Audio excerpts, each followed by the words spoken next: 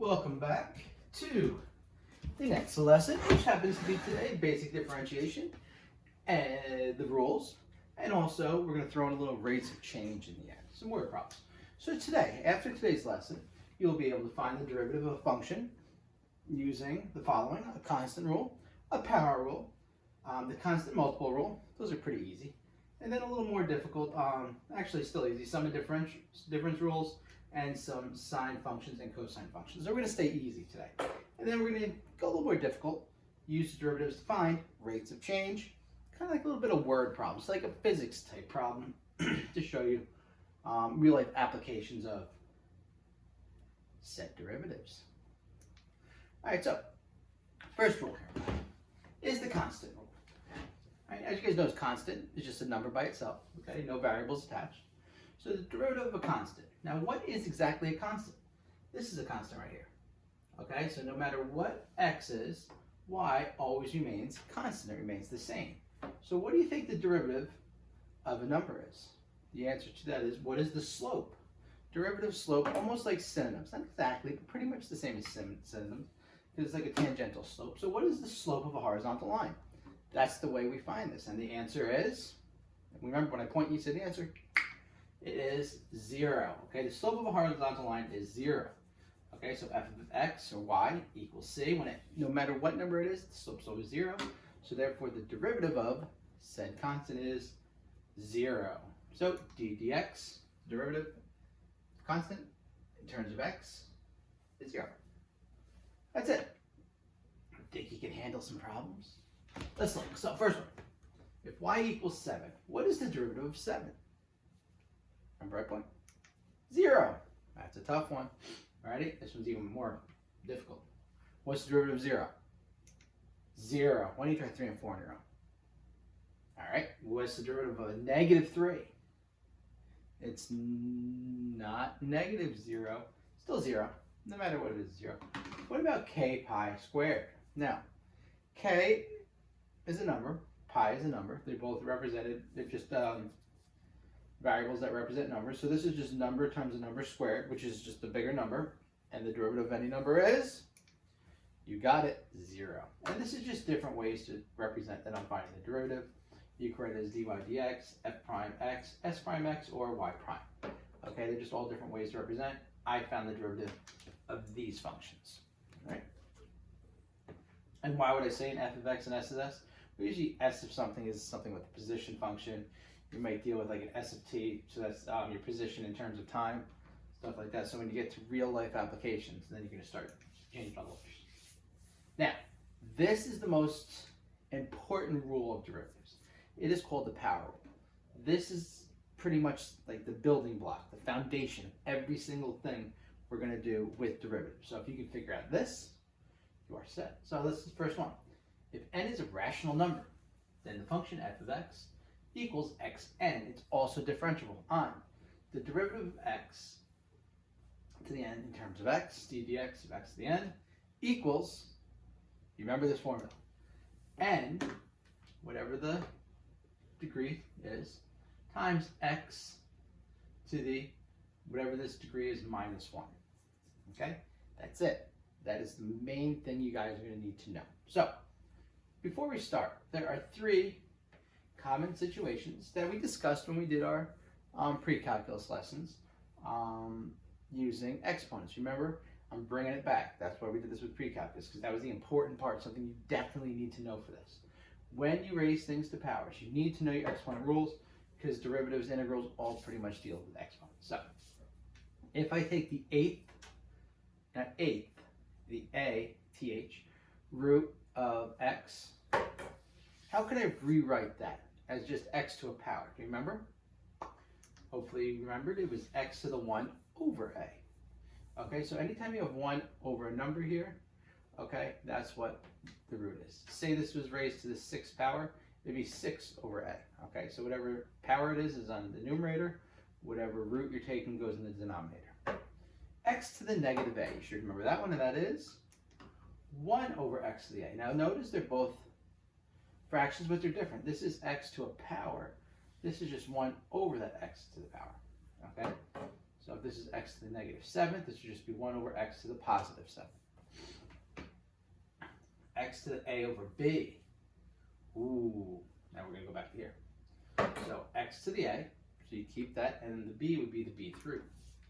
That makes sense, the b through. So b, x to the a. There you go. If you know these three things, solving this will be a lot easier. So, because a lot of times you have to convert it into exponential form first. Let's start easy though. X to the third. Can you think you can plug this into this equation and spit out an answer for me? I think you can, so why don't you try? If you can't try, just follow me along, right? So, what is our n here? Our n here is 3, right? Because you're raising it to the third power. So 3, x to the 3 minus 1. Here's the most difficult part of the problem. What is 3 minus 1? You got it, it's 2. See, I told you guys you're smart. So it's 3x squared. And guess what? That is your final answer. That's it. See, told you, easy stuff. But this is just the building blocks. We're going to build on from here. So, square root of x. So when you have a square root and there's no number here, it just automatically means the number reverts to a 2. So this would be like 2 square root x. So this would be x to the, we want to put it in fraction form, 1 over 2. Okay, if this was the cubed root of x, it would be x to the 1/3. If it was the fourth root of x, it would be x to the 1/4, and so on. So now, what is our n here? 1/2. So it's going to be 1/2 x to the 1/2 minus 1. If you have half of something and you take away 1, what do you have? How much do you have left? Negative half, right? You owe someone you have half a dollar, and then you spend $1, or you need $1. That means you owe half a dollar.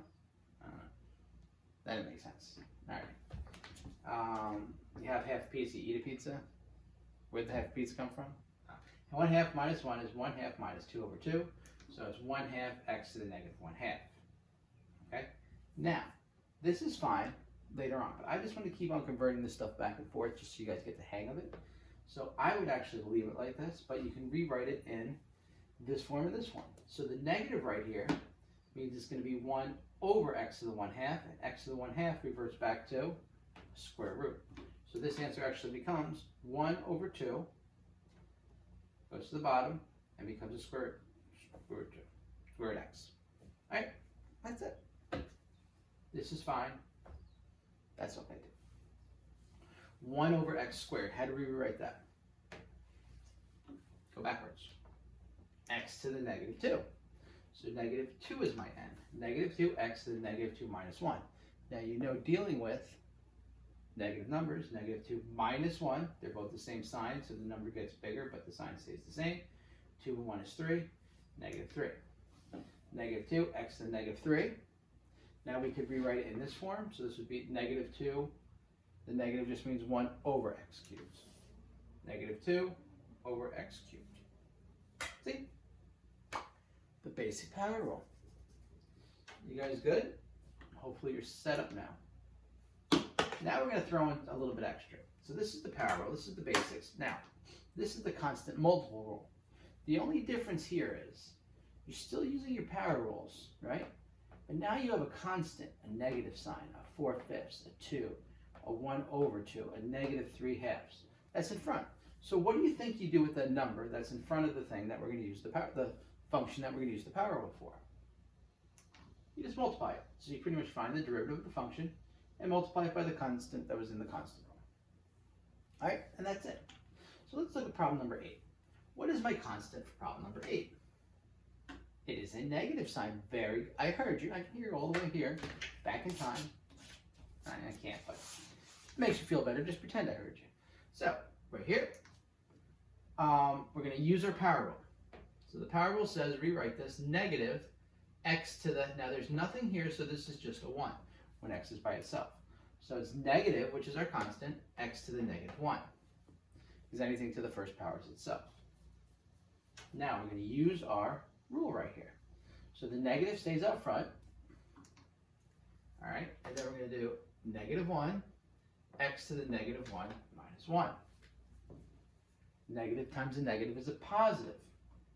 Negative 1 minus 1 is negative 2. So it's 1 times x to the negative 2.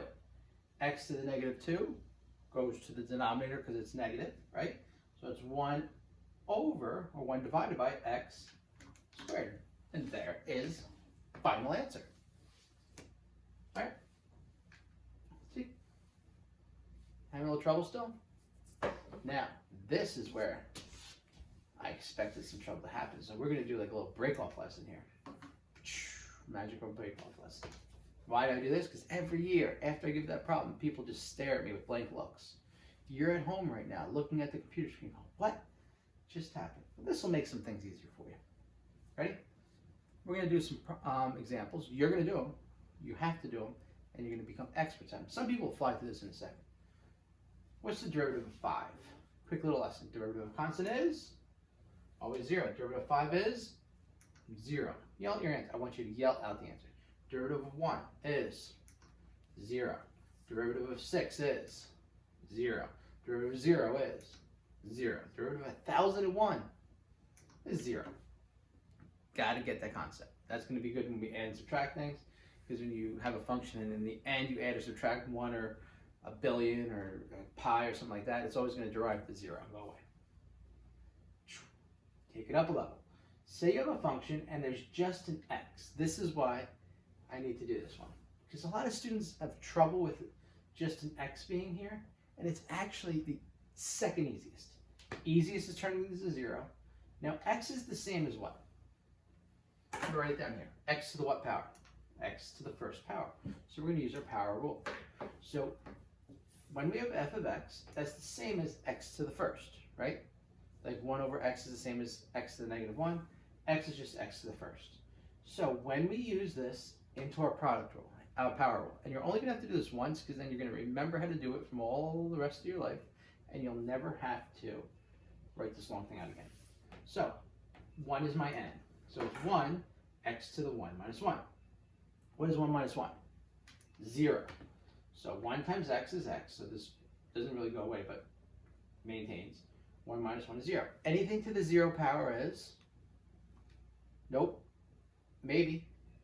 See again. Yep. It's 1. So the derivative of x is 1.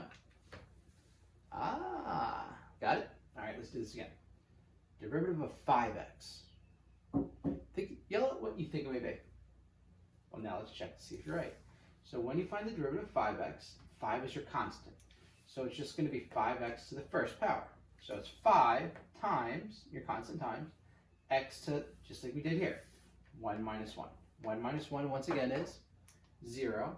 5 times x to the 0 is 5 times 1, which is 5. You see the pattern? Derivative of x is 1. Derivative of 5x is 5. No more doing this. What's the derivative of 7x? 7. See the pattern? Derivative of 1/2 x is 1/2. Good. Pi x. Pi. 1001x. The derivative is 1001. So if you have no variables, your derivative is 0. If you just have your variable and it's not raised to any power, this is the only time that happens, it's just whatever the constant in front of this is. Got it? Makes things easy for you. All right? Now, we break it out one more time.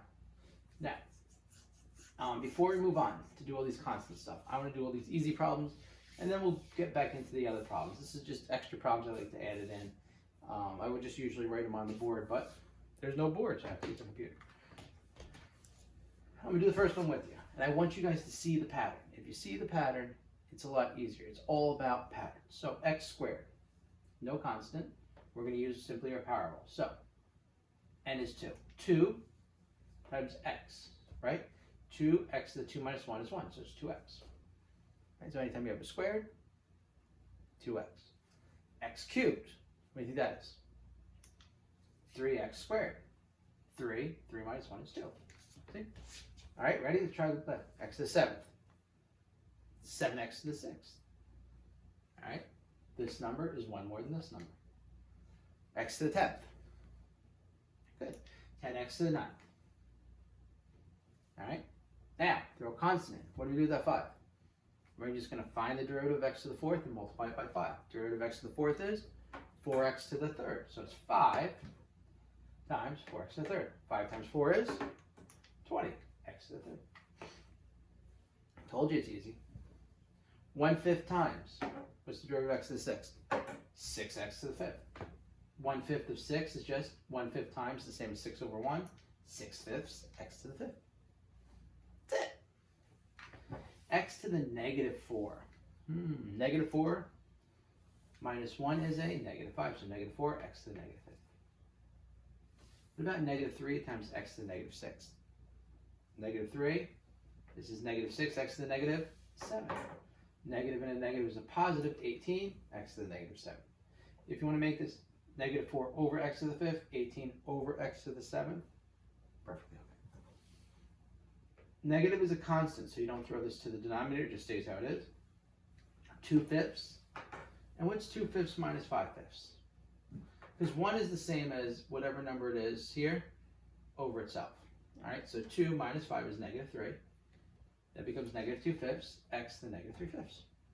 Or -2 over 5 fifth root of x to the third. If you wrote it up fancy. All right, right here, last one, -7. Negative, and these are all the different types of things you'll have, fractions. All right, -6 times -3/7. That's going to become positive. -3/7 minus 1 is -3 over 7 minus 7 over 7. Remember, these have to be the same, and these have to be the same. -3 minus 7 is -10, so it's 18 over 7. -6 over 1 times -3 over 7. Multiply across over 7, x to the -10 seconds. Boom. Good? All right, finish up 9, 10, 11, and 12.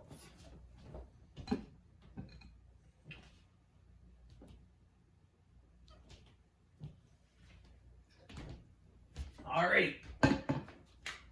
Constant is the 4/5. Pull out the constants. Always pull out the constant, makes it easier. Derivative of t squared. 2 times 2 minus 1. 2t to the first power. And you don't have to write the second step if you don't want. You could just go right from here to here and make this a 1 if you want. That's what I usually do. But I'm just showing you where everything comes from. 8/5 t or 8t over 5. Next one. 2 times x to the, always rewrite first, 1/2, right? 2 times 1/2 x to the 1/2 minus 1, which is 1/2 minus 2 over 2, which is -1/2. Half of 2 is 1, x to the -1/2. All right, so you can rewrite this. Negative means this guy goes on bottom, half means it's a radical. So 1 over radical x. This or this, both acceptable answers. Right here. 1/2. 1 over 2. I'm sure you get this. This is actually 2/3. Okay? And since this is in the denominator, to move it to the numerator, we have to make this 2/3. You got it negative. So it's 1/2 x to the -2/3. See? This is 2/3. Bottom means negative. All right? So 1/2 -2/3 x to the -2/3 minus 1, or minus 3 over 3. Half of 2/3 is 2 over 6, which reduces to 1/3, -1/3. -2 over 3 minus 3 over 3 is -5 over 3. So this becomes -1 over 3 x to the 5, and that's the cubed root of it. The negative means it goes in the denominator. The 5 is the power it's 2. The cube goes here, and this reduces to 1/3. All right, a lot of stuff working there. And the last one, this is -3/2 we're going to pull out, and this is an x. And what did we say the derivative of x was? You don't have to write this all out. We said it was 1. So the answer is just -3/2 times x to the 0, which is -3/2 times 1, or -3/2. Remember, anytime there's just a simple x attached, or any type of variable not raised to any power, your answer is just a constant. All right, so I know I went through that a little slow, but I want to make sure that everyone, especially if you're watching this, it may mean you had some difficulty in class with it. So that's why I'm going slow. All right, because I know in class I speed through this too much. Whew. All right, so do now problem. Derivative of constant is 0. Derivative of 10 is, you should have done this on Canvas, by the way, 0. B, derivative of 10x. Use the power rule. Well, because there's an x attached to it, this x just becomes 1, right? So it's 10 times x to the 0, or 10 times 1, which is 10. All right? You can go straight from here to here. You don't need all that work. You shouldn't. All right, this one, 7x to the 8, x to the 8 minus 1. 8 minus 1 is 7. 7 times 8x to the 7th. I usually go from here to here.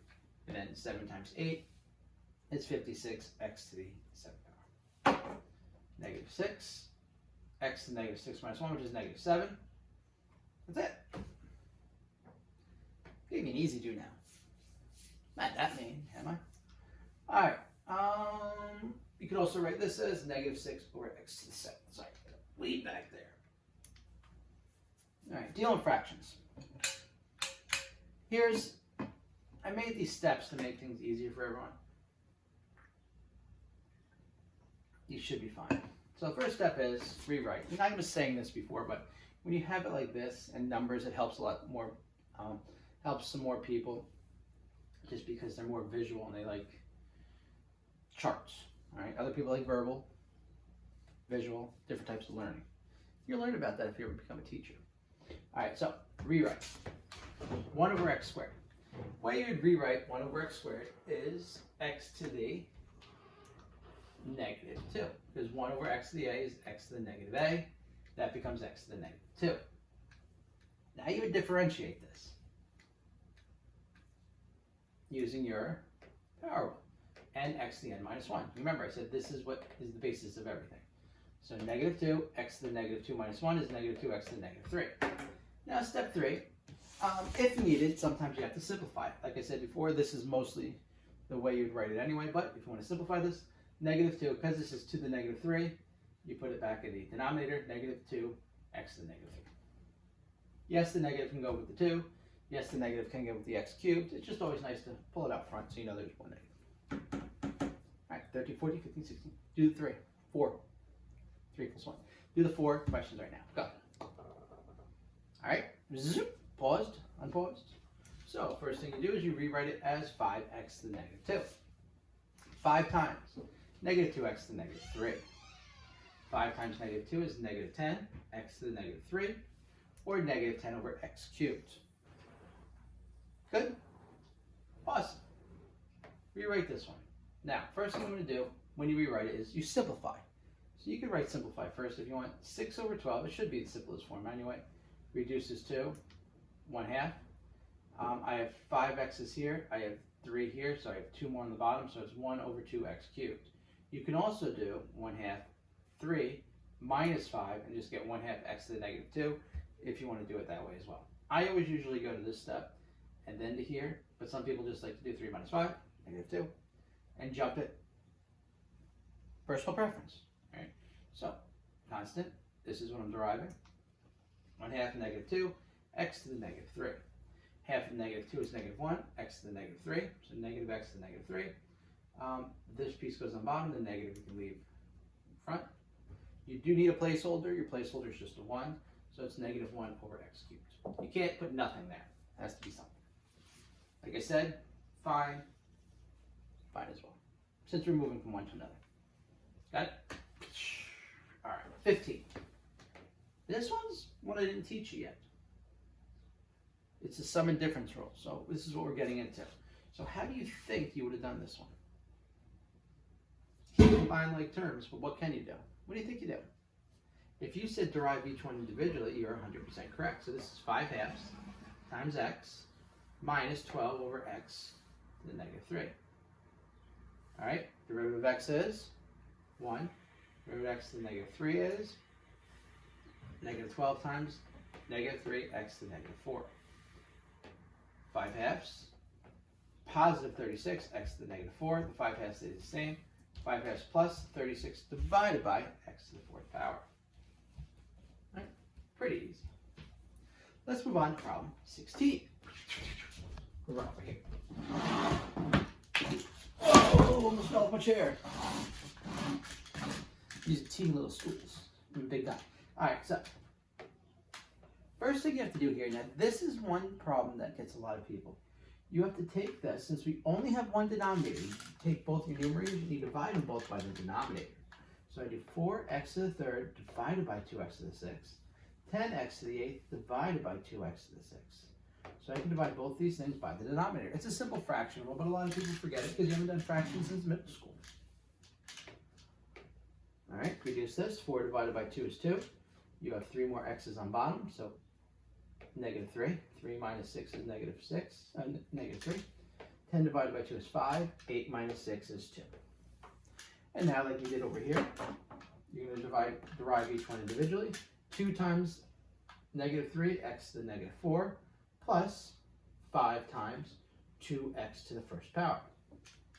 Negative 6, x to the negative 4, plus 10x equals, only thing here you can reduce is you can take your x to the fourth and put it on bottom. So typically what you do is you have the highest variable here, which is 1, and you go in descending order. So negative 4 is obviously less than 1. So 10x is minus 6 over x to the fourth. All right? This is okay. This is better. Not too bad, right? Let's do a couple more problems. 17, 18, and 19. So, first step, rewrite it. 5 over 2, x to the negative 3. Good, differentiate. The derivative of negative 3. So you have 5 halves times negative 3. X to the negative 3 minus 1 is negative 4. Simplify, 5 times negative 3 is negative 15 over 2. X to the negative 4, which is okay. Okay, but if you want to do it either way is okay. I'm going to show you both answers. Negative 15 over 2, x to the fourth. You can move this to the denominator if you want. Notice this is a negative sign here, but if you move it to the denominator, it's positive. It does not affect the actual positive negative part of the equation. This just tells you to move it to the denominator. Got it? Awesome. Next 2, 3 problems. Go. All right, way you rewrite this one is you have to cube 2x. So this is the same as 2x times 2x times 2x. So 2 times 2 times 2 is 8, not 6. X to the third. So that becomes 5/8 x to the negative 3, because that's the denominator. 5/8 times negative 3x to the negative 4. Negative 15 over 8, x to the negative 4. You can move that to the denominator if you like, giving you the other answer. Right. See, not too bad, right? What to do if there's a negative in your denominator? Well, to make this positive, we do what? We don't want fractions. We want no fraction. Because then we have to use something called a quotient rule. What can we do with that? Well, we could move it to the numerator and make it positive. You should remember that. We went over that. So it's 7/3. Whoop, move it to the top. X squared. Okay, and this doesn't matter if this is negative or positive. The key is we just want that in the numerator. So 7/3 times 2x to the first power. 7 times 2 is 14 over 3, x. If you want, you can just pull the x to the numerator if you want. Both the same answer. Okay. And this one, because this is negative, it moves this whole thing where? To the numerator. So it's over 1 or just this. 3x squared is 3 squared is 9. X squared. 7 times 9 is 63, x squared. And now you derive it. 63 times 2x, all right, which is 126x. And the way you, well, that's all the way you can write it. See? All right, 3 more. Good. Let's see if you got this one. What do you say to do with that? Move it to the numerator. So 5 over 7 times 2x is 10 over 7x, or 10x over 7. And no, it's not the same as the one we just did. This was 7/3. All right, kind of the same. All right. Y equals 2 over 3, x to the fifth. This has to go to the numerator, so it becomes x to the negative fifth. 2/3 times negative 5. Negative 5 minus 1 is negative 6. 2 times negative 5 is negative 10 over 3, x to the negative 6. Or negative 10 over 3x6. Got it? See? Told you it's easy. We have to cube that. 5 cubed is 125. X cubed is x cubed. Now, 6 over 125 can stay. We can't have a variable in the denominator, so this becomes x to the negative 3. Negative 3 minus 1 is negative 4. 6 times negative 3 is negative 18 over 125. Nope, only 5 goes into that. X to the negative 4, or negative 18 over 125 x to the 4th. Right? Gave you lots of space to do these. Got it? All right. Find the derivatives using differentiation rules. These are easy. I'm going to ping pong between easy and hard. Ready? 24. These ones you should be doing fast. Now we're building up speed. So, all right, you should be done with them already. I'm doing all these right off the top of my head either. I got no papers. That's why I get it wrong sometimes, because brain short circuits. Ready? Derivative of 12. Derivative of constant is 0. Derivative of 12 is 0. Derivative of negative 9, 0. Derivative of x to the 7th. Ooh, not 0. You're going to use the power rule. X to the n, 7. 7 minus 1, which is 7x to the 6th. We just did a bunch of these. Derivative of this. You do it in your head. 16x to the 15th, right? 16x to the 16 minus 1, 16x to the 15th. These, a little bit tougher, because you have to do one extra step. Rewrite this. X to the negative 5. I would write these out. I always write out my negatives because sometimes I go backwards. Negative 5 minus 1. So it's negative 5 x to the negative 6th. Or negative 5 x to the 6th power. Good? All right. Negative 3 x to the negative 5th. Pretty much the same thing here. The only thing is you have a negative 3 in the numerator. Negative 3 times negative 5 is 15. X to the negative 6 still. Or 15 over x to the 6th. The reason this is positive, this is negative, is because I had a negative number on top, and a negative times a negative is a positive. Got it? Man, that's easy, right? All right, that was another day. That was like the second day of the lessons. All right, 3.2b. Once again, this do now should have been done on Canvas. All the do nows are easy. They're just to hammer home the basic concept. That's the point. Derivative of constant is 0. Negative 9, right? Derivative of x is 1, so negative 9 times x is 0. Negative 9 times 1 is negative 9. 6 times 11, x to the 11 minus 1. 6 times 11, x to the 10th. 66, x to the 10th. Can you do these in your head? Of course you can. Just going step by step so you guys see it. 5/3, x to the negative 7th, very good. 5/3 times negative 7, x to the negative 8th. All right, 5 times negative 7 is negative 35 over 3, x to the negative 8th. Or negative 5 over 3x to the 8th. Got it? I don't feel like hopping to the other stool. All right, sum and difference rule. We actually touched on this already, but this is the actual rule. The book has the rules, so I'm going to go through the rules step by step. Sum or difference, sum addition, difference, subtraction, of two differentiable functions, f and g. That just means you have two different functions, like an x squared and an x cubed. All right, is itself differentiable? So both functions have to be differentiable.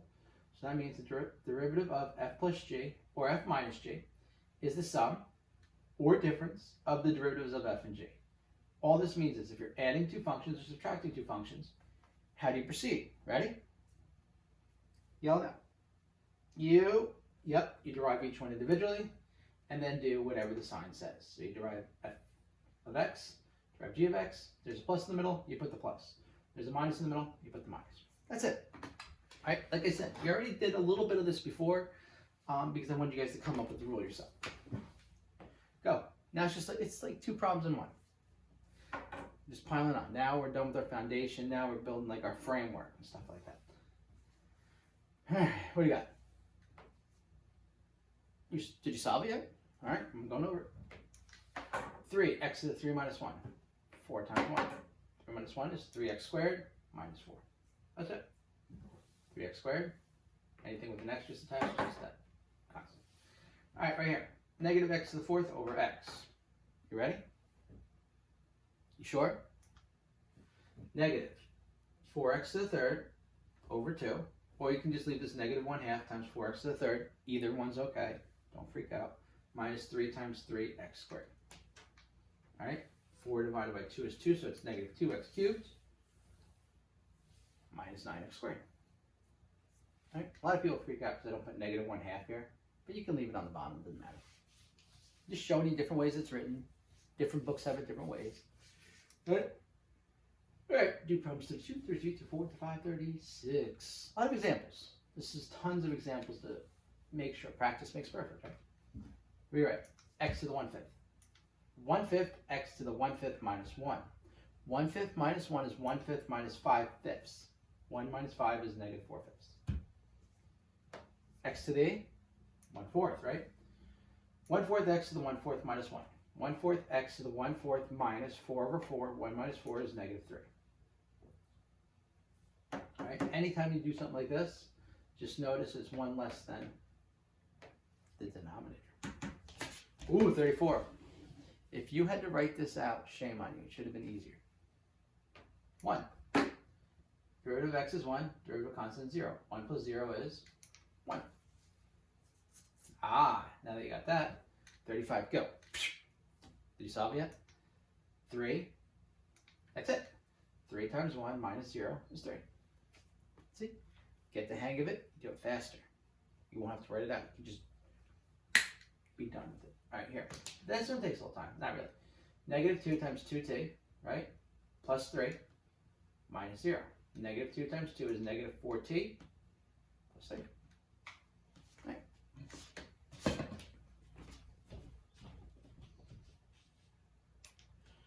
All right. Next 5. So I'm just checking the time. 35 minutes in. We're doing pretty good. All right, here we go. 2, t2 minus 1, 2 times 1 minus 0, 2t plus 2. 38.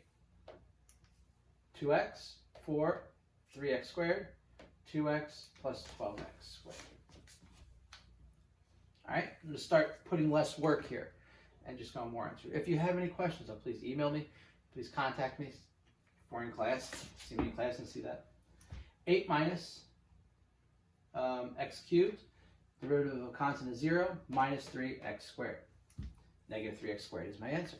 This does not go to the denominator because the number is negative, not the exponent, okay? And don't forget to make that a 0. Don't leave it 8. This one. 3t squared plus 5 times 2t minus 3 times 1 plus 0. 3t squared plus 10t minus 3. That's it. You get these faster? Some people will fly through all these problems like that. Other people take a little bit longer, but once it clicks in that brain of yours, you're good. And you guys all have good brains, or else you wouldn't be taking this class. All right, 2x, 2 times 3x squared minus 2x plus 3. 6x squared minus 2x plus 3. There we go.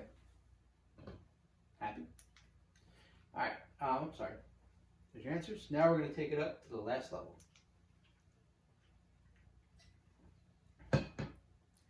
This concept you have to pay attention to if you want to know why this is what it is. Okay, I'm going to explain it to you. And always, some people go over their heads and they just memorize the formulas, which is okay, but this is why the formulas come about. It's always good to know where things come from because then you remember it better. Derivative of sine is cosine. Derivative of cosine is negative sine. Now, you could just always go, okay, I'm just going to memorize that. But to know where the reason this actually happens is that this right here is the sine curve. Starts at 0, goes to the amplitude pi. At pi it's at 0, negative 1, and then 2 pi. So this is the basic one with an amplitude of 1. This is cosine, starts at 1, 0, negative 1, 0, pi. All right, so they're just the same exact graph. The only thing is they're shifted over pi over 2. So if I take this graph right here and I shift it pi over 2 to the right, I get this graph. All right, this is what happens. Remember before I said, okay, derivatives are pretty much the slope. Now watch what happens here. This graph is going to increase, right? It increases till it gets to pi over 2.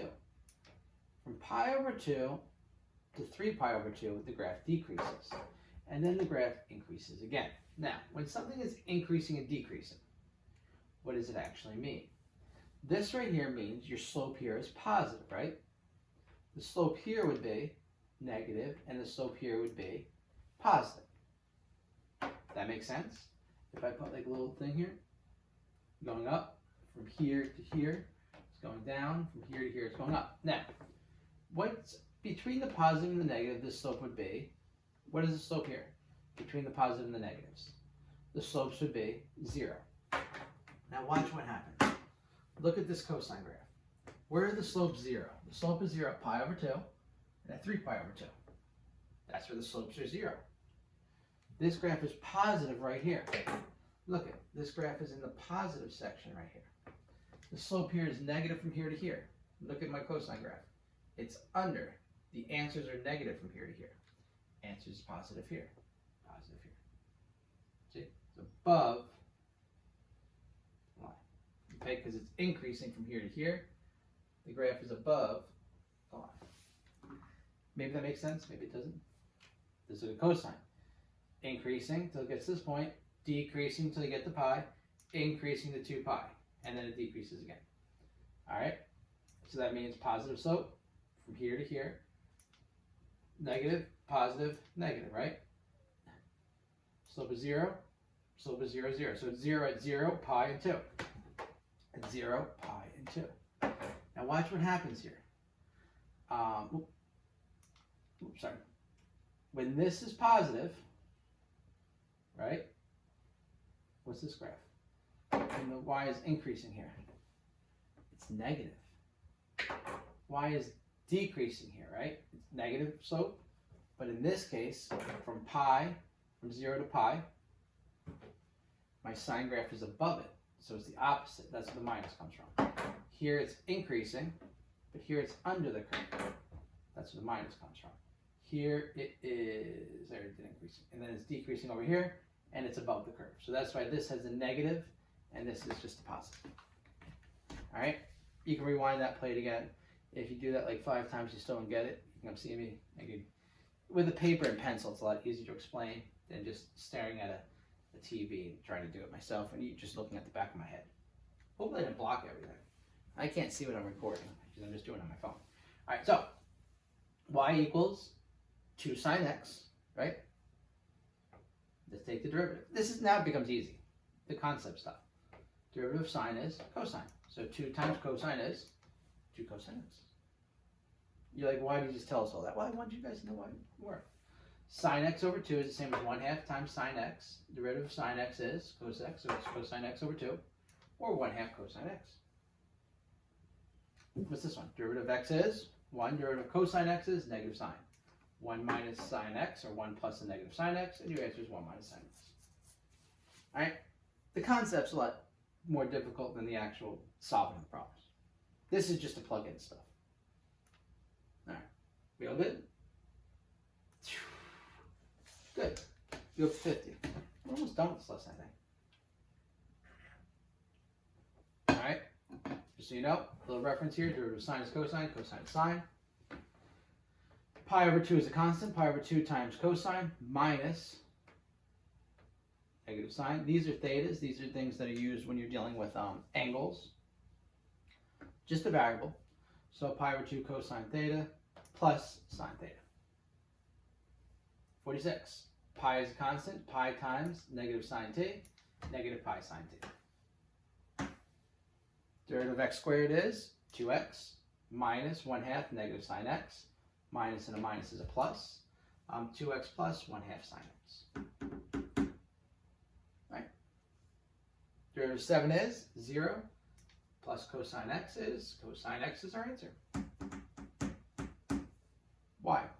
1 over x. You have to rewrite this as x to the negative 1 minus 3 sine x. Derivative of this is negative 1 x to the negative 2 minus 3 times, this is cosine x. This becomes negative x to the negative 2 minus 3 cosine x. Or negative 1 over x squared minus 3 cosine x. Both are acceptable answers. Ready for the last one? 50. Rewrite that. 2x cubed is 2x times 2x times 2x, so it's 1 over 8x cubed plus 2 cosine x. Now we need to move this to the numerator, so this becomes 5/8 x to the negative 3 plus 2 cosine x. We didn't derive yet. We just rewrote this as this. Now you derive 5/8 times x to times negative 3x to the negative 4 plus 2 times negative sine x. This is negative 5/8. Negative 15 over 8, sorry. X to the negative 4 minus 2 sine x. Or you can write this, I don't think I fit it in, nope, as negative 15 over 8x to the 4th minus 2 sine x. Either one is acceptable. I just ran out of space. Sometimes I run out of space. All right. Good. Let's do some more derivatives of the natural exponential function. What do you think the derivative of e to the x is? I'm not going to even show you where this comes from because that definitely lose you. Derivative of e to the x is e to the x. Okay? Derivative of natural log. What's that? Derivative of ln, and I'm just going to call it ln x like I did before. Derivative of ln x is 1 over x. So these are just two special situations. Got it? So, do these problems. Go.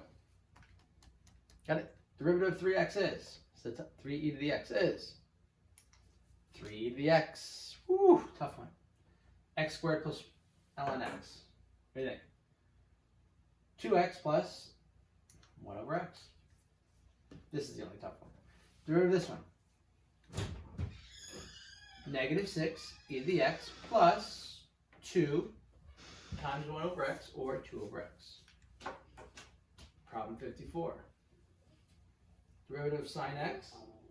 Okay, one moment, babe. Derivative of sine x is, we said before, cosine x times 7 e to the x minus 3 times 1 over x, or minus 3 over x. Right. Derivative of negative 6 is 0. 1/2 times 1 over x. Right? 1 times 1 is 1. 2 times x is 1 over 2x. That's it. And finally, 56. Now, this one gets a lot of people. So you think it's 1 over 2, 1 over x, which is x over 2. It's actually not. You can't do that. You would have to use a quotient rule here. So you can't just say, okay, I can use this rule in the denominator. It doesn't work that way. All right? There's a special rule you would have to use to solve this, involving stuff of f sub g, f prime g minus g prime f over g squared, stuff like that. Can't do that. So you need the line in the numerator. Got it? Gotcha. All right, so let's go do the do now problem. First one. Negative 9 times 5x to the 4th minus 6 times 3x squared plus 0. Negative 45x to the 4th minus 18x squared. 45 plus 0 is 45. All right. 6e to the x minus 12, 1 over x.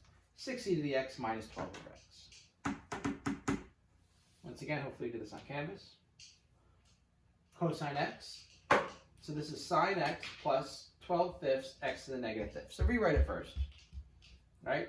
Cosine x, 12/5, negative 5x to the negative 6th. This becomes a positive 60 over 5, or a positive 12. 60 divided by 5 is 12.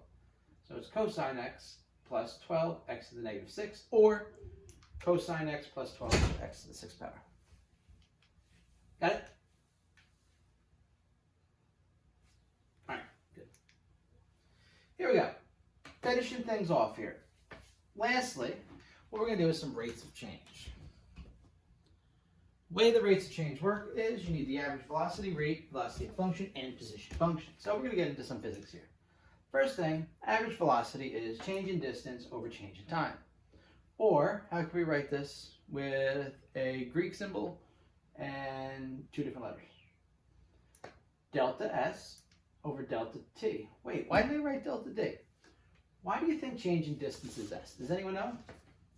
It's because S stands for spatium. Spatium. I never really looked up how to actually say that. Spatium? Well, Do you know what that is? It's actually Latin for distance or space. Okay, a lot of math comes from Old Latin, which is a dead language, origins. Okay, so that's why you get a lot of these symbols. Greek symbols, Latin letters, right? So that's where the S comes from. So anytime you see S, it's a position, all right, distance. Now rate, we know what average velocity is, change in distance over change in time. Rate, think of, if you don't know what a rate is, think of when you drive your car. How fast does your car go? Blank miles per hour. Or miles is a distance, per hour is time. So rate is just distance over time at that point. So like I just said, miles per hour, meters per second, kilometers per hour, feet per second, all different types of way rates are represented.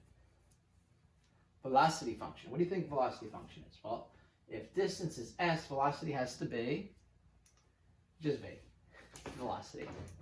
So, now the velocity function uses our old tangential line formula. So, the limit as delta t approaches 0, s of t plus delta t, okay, so that's my y2 minus s of t, my y1, over delta t, which is pretty much x2 minus x1.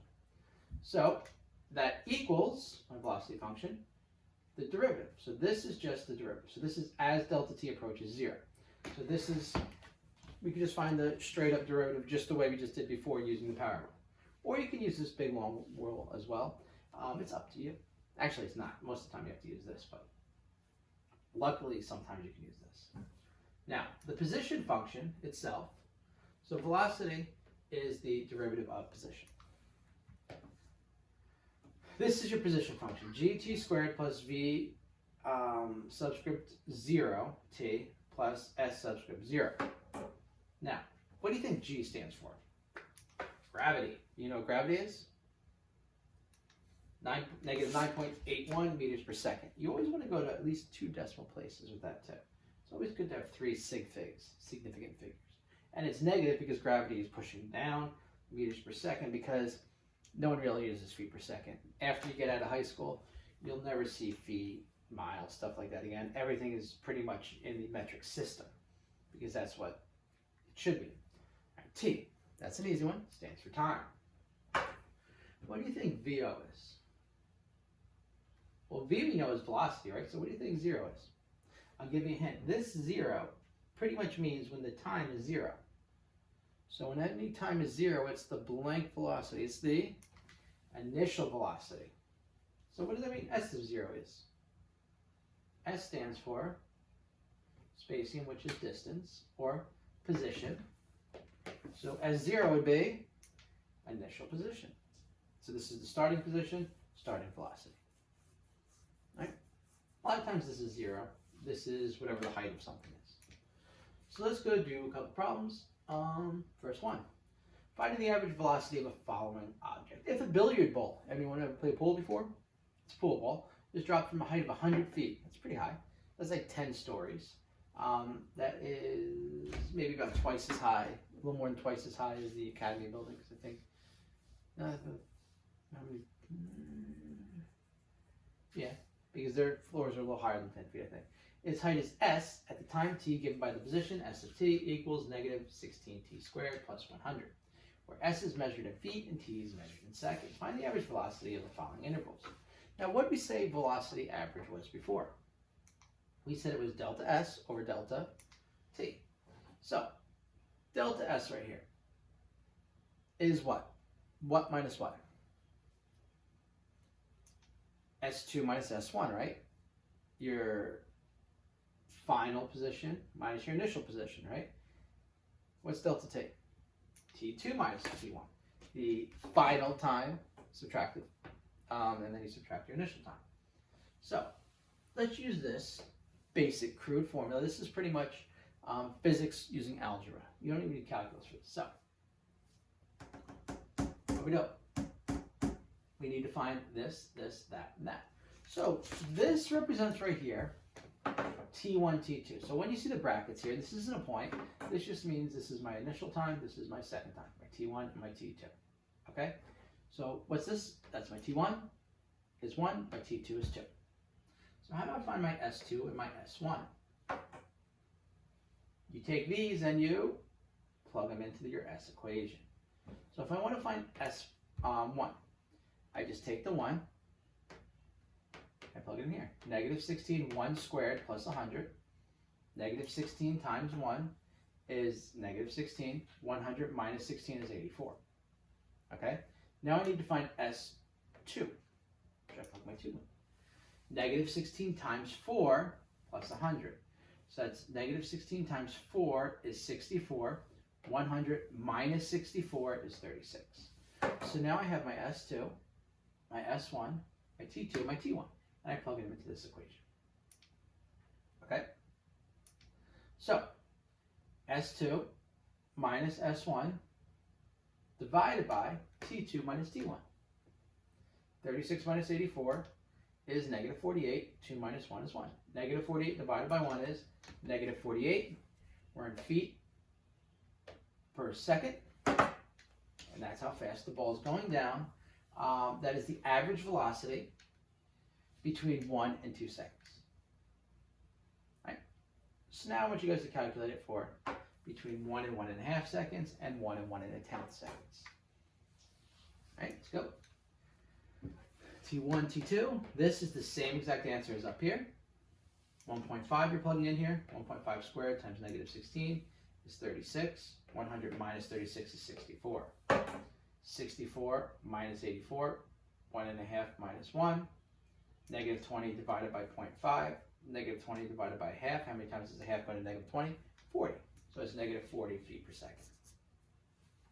Notice the speed is increased. The average velocity is higher between 1 and 2 seconds. That's because the longer the ball is dropping, the more it builds up speed. So what do you expect the answer for this to be? Higher or lower than these? Come on, extrapolate some information from what you get. I think it's going to be less. Well, technically, I'm just saying the number's less. The negative here just represents a downward motion. But I think the number is going to be smaller than 40. What do you think?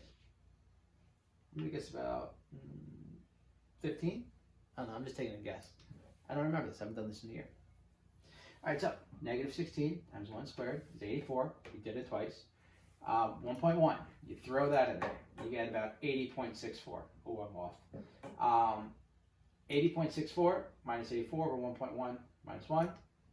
Negative 3.36 divided by 0.1. Negative 33.6 feet per second. Oh, I was off by a bunch. All right, but notice I was right. It is lower.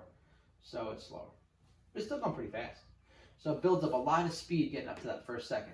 And after that first second, it builds up a little bit more. Good? All right. Ready to do some more? Using the derivative, find velocity. At a time t equals 0, a diver, here's my diver, he's jumping off a platform. They used to have these at Great Adventure. They used to have dive shows where they actually jumped before where the Joker is. They had like this big stadium.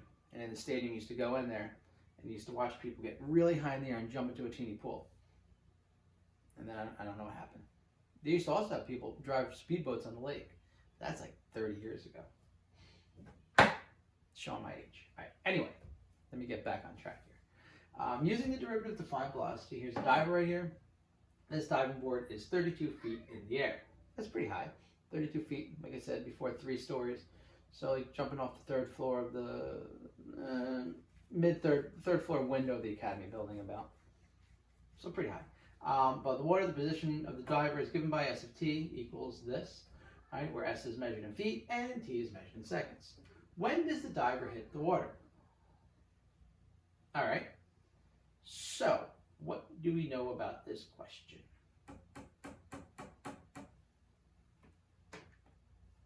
Do we know anything good? Well, when he leaves here, what do I have? We want to find out when t is, when he hits the water. So what information can we gather from this graph? Well, S of 0 equals 32. The initial position, when S is 0, the height is 32. So what's the water then? When S is t, my position is 0. Why? Because when you hit the water is 0 feet above the water, right? So we want to know what? Do we want to know the initial position or the final position? We want to know the final position. So we want to know when S of t equals 0. So we take this equation and we equate it to 0. And once again, we're not really using calculus here. We are doing physics. We're going to eventually switch this into a calculus form. Can you solve for t? What do you have to do first to solve for t? Divide the whole equation by negative 16. If I pull out a negative 16, this becomes positive, this becomes negative, and this becomes negative. 1, 1, and 2. And I can factor this now. I actually divide both sides by negative 16. 0 divided by negative 16 is 0. So that goes to 0. The factors of this are factors of negative 2 that add up to negative 1. Negative 2 times 1 is negative 2. Negative 2 plus 1 is negative 1. Set these both equal to 0. I divide out the negative 16 there. I did it a little late. T minus 2 equals 0. And t plus 1 equals 0. Add 2, t equals 2. Subtract 1, t equals negative 1. Only one of these is correct. Which one is correct? Now, why is the negative 1 no good? Anyone know? You can't have a negative time. Duh. Can't go back in time. So t equals 2 is when we use. What is this? Velocity and impact. What did we say the velocity was before? We said velocity is change in s over change in t. You could put it into that big equation, or you could just take the derivative. See, this is where we use all this. So velocity equals the derivative position function. Can we take the derivative of this? Yeah. Negative 16t squared is 2 times negative 16 is negative 32 t. Derivative of 16t is 16. Derivative of 32 is 0. Now, what do we do to find the velocity impact? We plug in 2. So, v of 2 is negative 32 times 2 plus 16. Negative 64 plus 16, which is negative 48. And the units are feet per second. Boom. Any questions?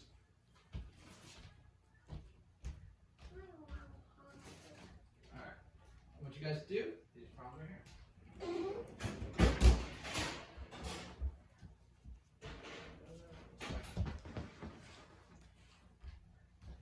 All right. So the way these problems work, very simple. First thing you want to do is you want to find out.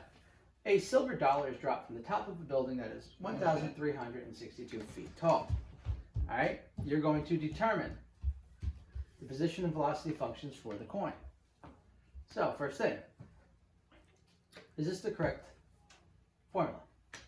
Well, we can get rid of something in that formula. What can we get rid of? We can get rid of this part, because the initial velocity, if you're holding something, is 0, right?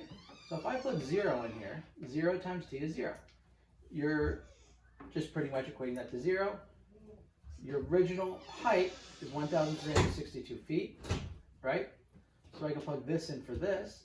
So my original position is negative 16t squared plus 1,362. All right?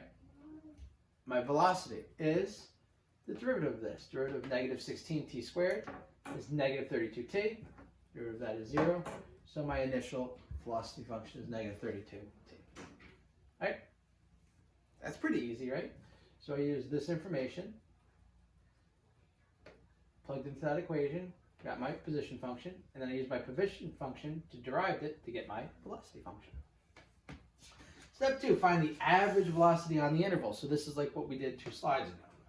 So this is my t1, this is my t2, right? So to find my s1, I plug it into this equation.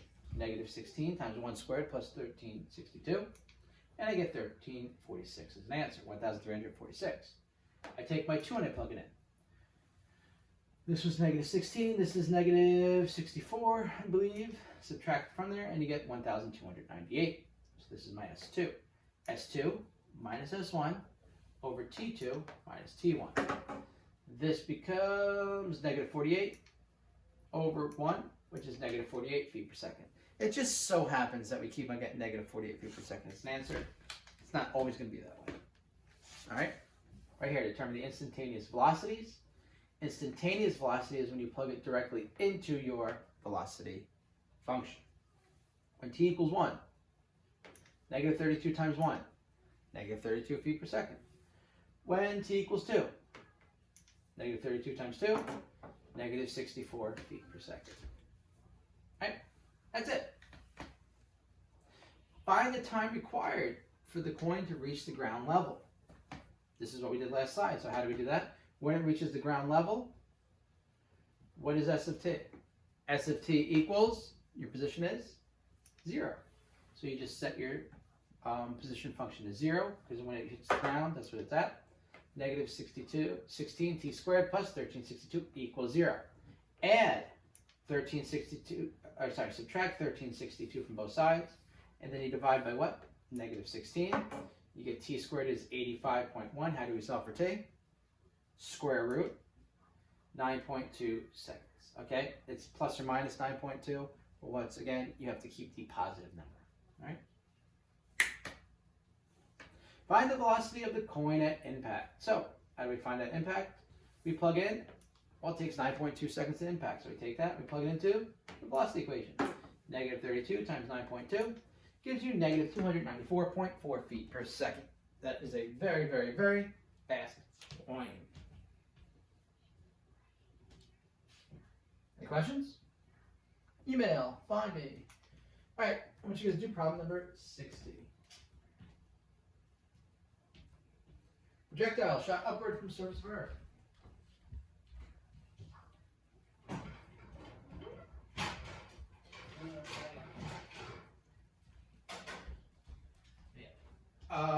With the initial velocity of 120 meters per second, what is the velocity after 5 seconds? And what is the velocity after 10 seconds? So, what's the initial velocity? 0, right? Or the initial position, sorry. Shot up from the surface of Earth. Earth is here, right? So you're starting at 0 and you're going up. So S of 0 is 0. The initial velocity is 120.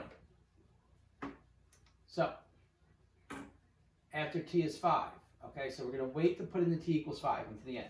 You have to derive the equation first, and then you do that. So the first thing you want to do is you want to find the equation. Negative 4.9 t squared plus VO SO. SO we said initial velocity, surface of Earth is 0. This we said is 120, okay? We don't plug in t because the velocity changes after every amount of seconds. If we plug in t right away, it just tells us at that specific time. Plug in the 120, plug in the 0. 0 goes away. So now we're going to derive to find v of t, because we want to know what the velocity is after 5 seconds. Not what the position is. So to find out what the velocity after 5 seconds is, you derive this. Negative 4.9 times 2t is negative 9.8. 2 times negative 4.9 is negative 9.8 t, plus 120 times 1. Now, we have the velocity. We're going to plug in after 5 seconds, because we find the velocity after 5 seconds. So now we have velocity. After 5 seconds, we plug in 5. And then you solve and you get 71 meters per second. If we plugged in the 5 into this equation, it would just tell us how high the projectile was after 5 seconds. But that's not what it asks for. It asks for the velocity. That's why you wait to plug in the 5, the t. That's a lot of questions they usually get for that. All right, so now after 10 seconds, so all we do is we take our same equation here, and instead of plugging in 5, we plug in 10. And as an answer, you get negative 9.8 times 10, negative 98 plus 120 is 22 meters per second. So what happens is, the higher the object goes, it's going a lot faster initially, and then the longer you are traveling, the lower the speed gets. All right? That makes sense, because gravity is pushing down. All right, we're going to do a bunch of extra problems here, so I want you guys to try these.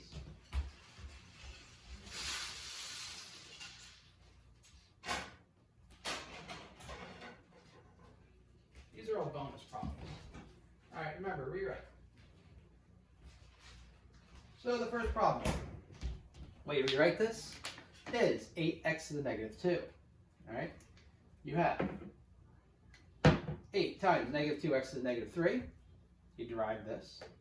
Negative 16x to the negative 3, or negative 16 over x cubed. All right, this one, derivative of 3 is 0. Oh, sorry, let's rewrite it. 3/5 t to the negative 1. 0. Negative 15 t to the negative 1, t to the negative 2. negative 3/5 t to the negative 2, or 3 over 5t squared. This is like our do now. It's nice and easy problems. You're just using these two bits of information. Derivative of sine is cosine. Negative 1/2 cosine x plus 7 over 5, 3x squared. 7 times 3 is 21 over 5. And this one. 3 times 3 is 9, x squared minus 0, and 9x squared. Right? Go do these ones.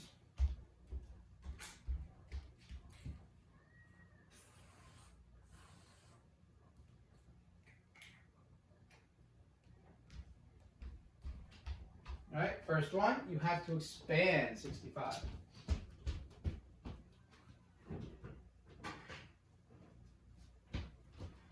Well, you expand 65, very simple. You take 4x minus 1, multiply it by itself, and you FOIL it. 16x squared plus 4x plus 4x plus 1, 16x squared plus 8x plus 1. And then after you expand it, then you derive it. 16 times 2x plus 8 times 1 plus 0. 32x plus 8. All right. You have to FOIL before you distribute.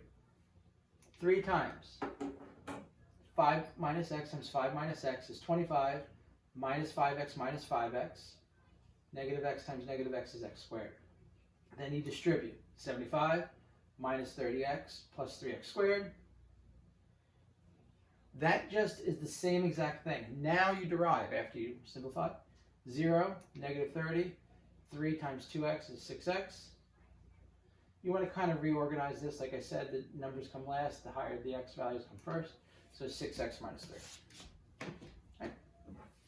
67. This gets on a lot of people, 67. Derivative of sine is cosine, so 4 cosine theta. Derivative of theta is the same as derivative of x, it's just minus 1. 4 cosine theta, minus 1. A lot of people forget this minus 1. Here, negative 2, negative sine t, plus 0. Derivative of constant 0. Negative and negative is a positive 2 sine t. All right? Problem number 69, 70, 71, 72.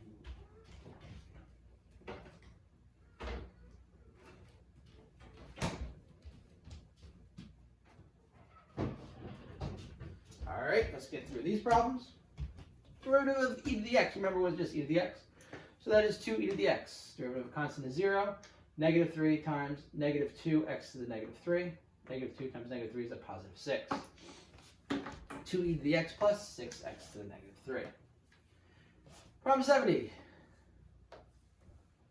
2x. Oh, we corrected that. 2x minus 3. Remember the derivative of ln is 1 over x. Minus 3, negative 2x to the negative 3. Negative 2 times negative 3 is 6x to the negative 3. 3 times 1 over x is 3 over x. That's it. There you go. There's your answer.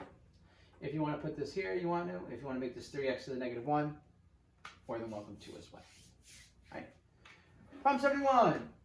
2t minus, t squared minus 4t to the negative 3. Why don't we write it first?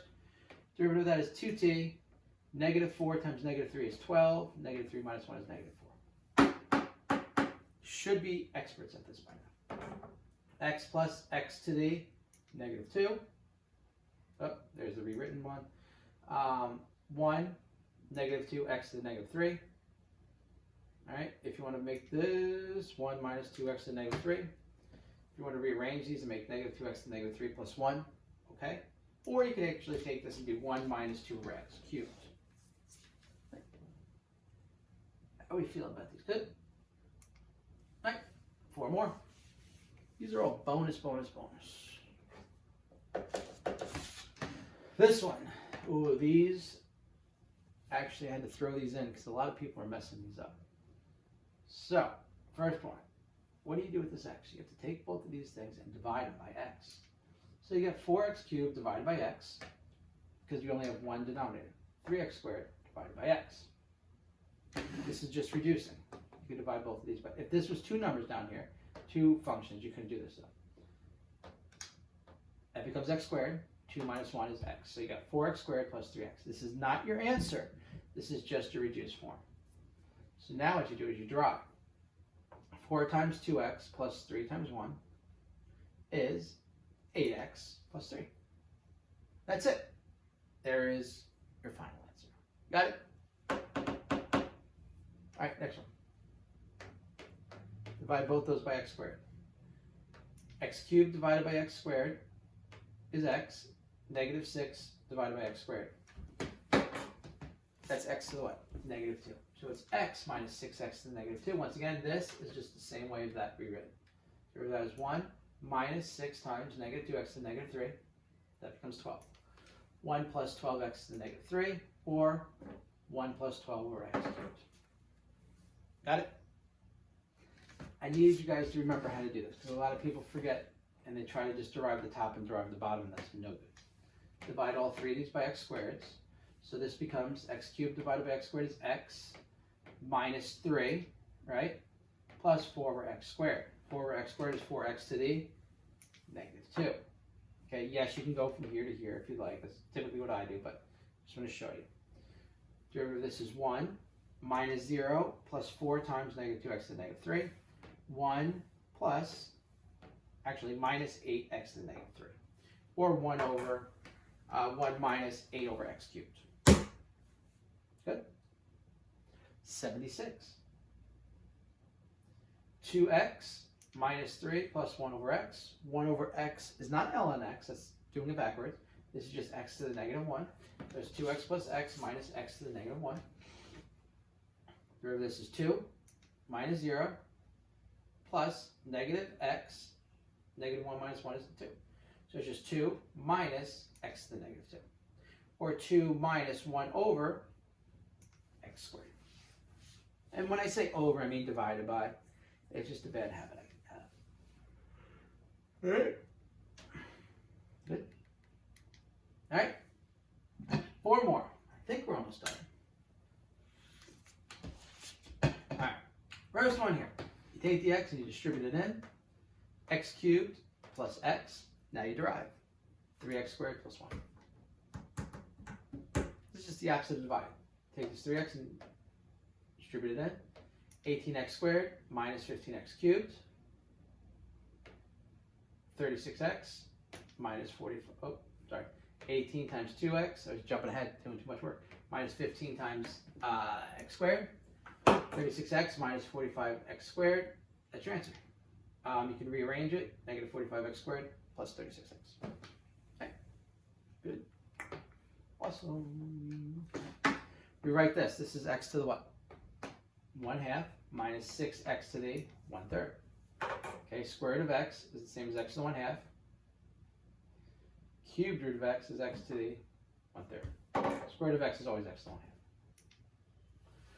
1/2. 1/2 minus 1 minus 6, 1/3, 1/3 minus 1.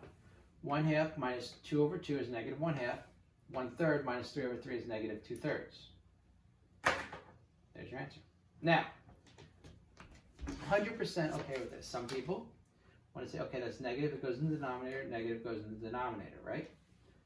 1/2 is a radical x. X to the 2/3 is x squared, so it's the cubed root of x squared. And if you want to make it fancy, be my guest.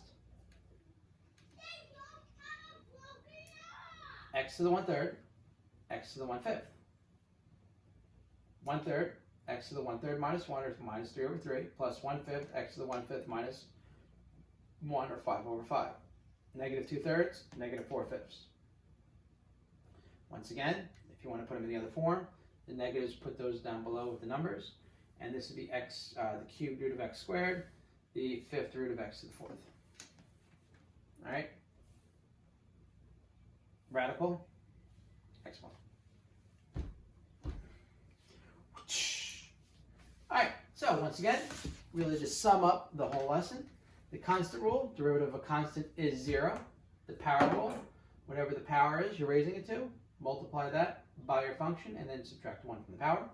The constant multiple rule, if you have a constant in front of your function, just find the derivative of that function, then multiply by the constant in the end.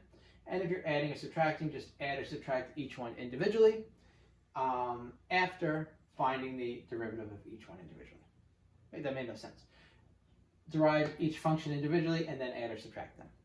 Makes more sense. All right. Let's do, finish it off with another one of these problems, just because I had a bunch of them, so might as well, right? Good. Bounce. See if you remember this. Man throws a bike off the peak of a mountain. He was really mad about his bike, so he threw it off a mountain. And the equation shows the position in feet per second. S of t equals negative 4t squared minus 48t plus 960. How high is the mountain? Ready? Boom! How high? Well, he throws it out when you times what? Times 0, right? So since he's throwing it off the peak, t equals 0, just plug 0 into your initial equation. S of 0 equals negative 4, 0 squared minus 48 times 0 plus 960, 960 feet. That's the question that everyone always gets right. This is on your test, yeah. So,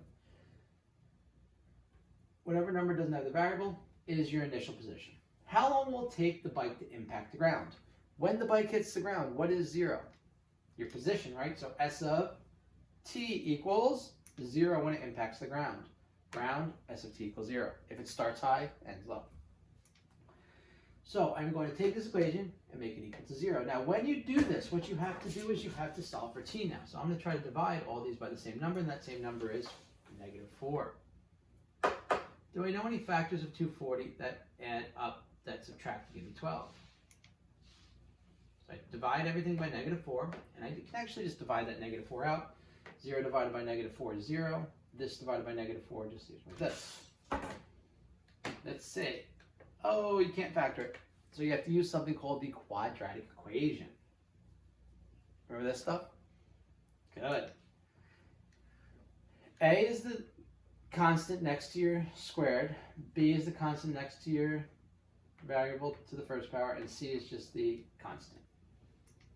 The equation is negative b plus or minus square root of b squared minus 4ac divided by 2a. You have to be very careful with your calculator work.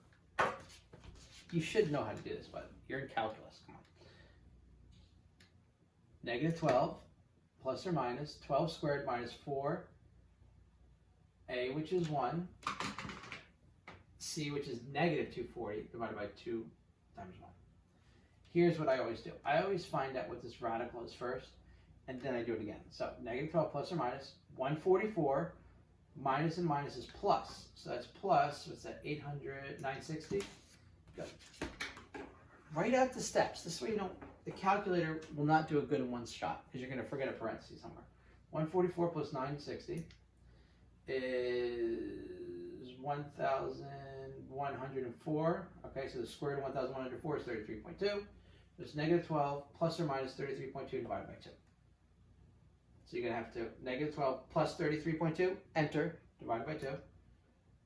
And then you're going to do negative 12 minus 33.2, enter, divided by 2. The answers you get are 10.6 and negative 22.6. Which one of these times do you want? The 10.6. No negative times, right? So we keep the 10.6, and that's how long it takes the bike to hit the ground. So it's flying down for 10 seconds as you're going, why did I do that? How fast is it going when it hits the ground? So how do we find out fast? Fast is another word for velocity. How do I find the velocity? I don't see velocity here anywhere. Well, I have position. How do I find velocity from position? You derive it. Velocity equals the position function derived. So the derivative of this is negative 4 times 2t minus 48 times 1 plus 0. So it's negative 8t plus 48. What's my time? 10.6. So the velocity at 10.6 seconds is negative 8 times 10.6 plus 48. Negative 127.2 plus minus 48. Wait a second. Oh, that should say minus 48. There's my mistake. Whatever. I did it right here, though. 175.2 feet per second. Got it? That's pretty simple, isn't it? Then the negative just means it's going down. All right, let's do one more problem, and then we'll be done for the day. A little bit. All right, so a man dives off a platform, and his position is measured by feet per second with the following equation. How high is the platform? Come, we'll go through this faster. Well, when t equals 0, 0, 0, platform is 288 feet high. How do I know it's feet? Well, it's measured by feet. How long will it take the man to reach the water? So when he reaches the water, what is 0? your position is 0. So S of t equals 0. Negative 8t squared plus 72t plus 288 equals 0. All right, so I'm going to divide everything by negative 8.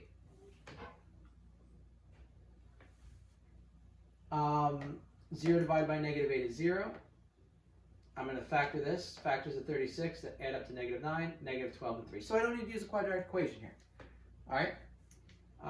Divide everything by negative 8. T minus 12 equals 0. T plus 3 equals 0. And t equals 12. And t equals negative 3. Which time do I keep? I keep the positive time because you can't have negative time. So it takes 12 seconds for the man to die, reach the water. So he's flying for a long time. How fast is he going when he hits the water? So I have my position function. Hopefully you took the velocity is the derivative of that. Negative 16t, negative 8 times 2t, plus 72, plus 0. And I'm going to take my 12 and plug it in. Negative 16 times 12, plus 72. Negative 192 plus 72 is negative 120 feet per second. That means he's going down at 120 feet per second. All right? And there we go. That is the end of our lesson. So hopefully you are excellent now at basic differentiation rules, rates of change. This, like I said, is the basis of everything differentiation. If you can't do this, you won't be able to do anything else in this course. Okay, so you have to be able to do this stuff. Practice it. I gave you tons of extra problems to practice. Went through them step by step. So if you have any extra questions, please see me. But next thing we're going to do is a review. I'm going to test on it, and then we're going to hit really advanced stuff with this. So like I said, this is the easy stuff. It's going to start building on. All right, so until next time.